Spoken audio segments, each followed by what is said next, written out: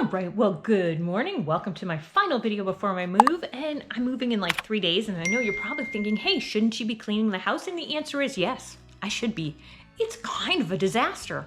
So I have a very fun product of the day, but first let's get to, okay, I have a couple concepts and ideas for you to think about. Now, first of all, because I have so many ideas and things to share with you, I recommend, it's what someone else mentioned, having a commonplace book, which is where you store any information that I say that you like or want to remember.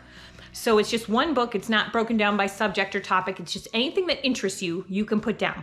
And today I have some very cool things to share with you. First off, the first thing is, so the neurodiverse idea of the day, if you will, is something that we are working on. We are working on being okay, being uncomfortable, because a lot of scenarios, be it airports, via new people, via really anything, is making us uncomfortable. And so we have to be okay being, me included, have to be okay being uncomfortable. To know that even though we're uncomfortable, we're not in danger. But yeah, the feeling isn't fun being uncomfortable. It's not, but we can handle it and we can accept it and we can still get done what needs to get done. Okay, so that's the idea and what we're working on in our household. Now, next up is themed summer. What are you working on this summer? Let me explain.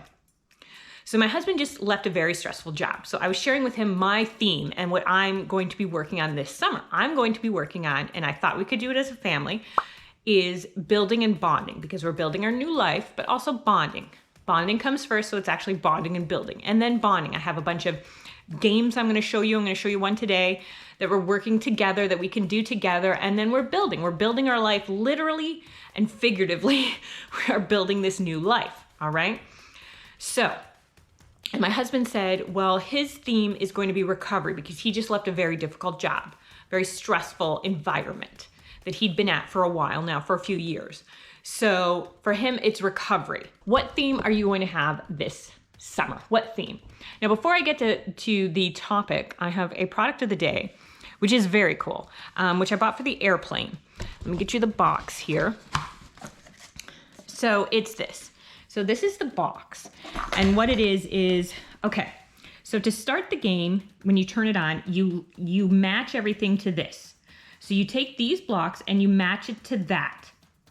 And then your goal is to get this block just by sliding it, moving one at a time, to here. So there's over 500 different things you can do.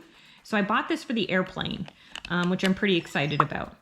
So, and then when you put it on there, it thinks that the game's done and it tells you if you did it right or not, okay? So it's got 500 different options, so it's pretty cool. It took me a few minutes to figure out how to use it, and I was gonna tell you, hey, I haven't figured it out yet, and then all of a sudden I was like, I get it. I figured it out.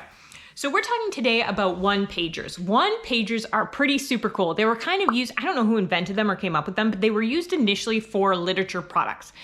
So what a one-pager is, it's best if I show you, but it encourages creativity, it encourages being able to remember what they've learned, and you can use it for history, for geography, for science. You can use them for a ton of different things. So I'm gonna read out some ideas as to how you could use them. So these, now the key is when you give, I have a free template for you that you can use that I found.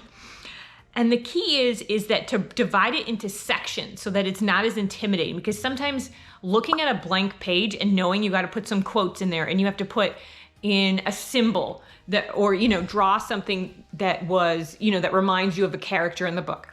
And it can be a little intimidating. So you divide it into sections, and your prep is to be like, okay, in this section A, or you can tell them use whatever sections they want, but that one section must symbolize this, or one section must contain a quote that was memorable from the book, or something you've learned over here, or the main characters here, and they can either draw or write it, okay? Because some kids are not brilliant at art, I am not, but at the same time, you can use colors too. Like, it doesn't necessarily have to be, do you know what I mean? Like, they can color, it doesn't necessarily have to be like an art or a picture. And so some of these, when I look at them, they can be pretty intimidating because of the skill level. And it was designed initially for middle school students, but high school students use it. And, I've read some stuff recently about how important it is for middle school kids and older kids to still be attached to that creativity of drawing and to draw with crayons and stuff like that. And So just to keep that in mind, but also you can start it when they're very young as well. So let me give you some tips for each level. Let's see. And just a side note that when I am moving, it's this week, I have like 3 weeks of backlogged videos that I have filmed for you. So you should have one or a short every single day if you wanted to take a look at it. Also keep in mind that if you have any questions, you can just ask me down in the comments. Apparently I do not always hit the mark, which is okay. I'm not perfect at it, but if you ask me a question, I can give you my opinion and give you some ideas regarding anything. Go ahead. If you want it to be private, you can send me an email as well. So let's check out. Ooh, one more thing I wanted to share with you is chat stations. Instead of learning stations, you can have a chat station where you can put a controversial quote or a passage from something or a photo, and then discuss people's thoughts or what questions they have for it. So instead of a learning station, have a chat station. So that's just an idea that I was reading about. I can't remember who said it, but I thought it was very interesting. And it's kind of a common thing now people do in schools. Okay, so if you were to do one page for a country, like for geography, you could do like a flag and color the name in really pretty. You could do what food or a custom that you found interesting or a problem that they had. You could do, famous monuments that they had experts from that country or famous people from that country and things like that. So if you were to do a one pager for history, you can do dates and quotes.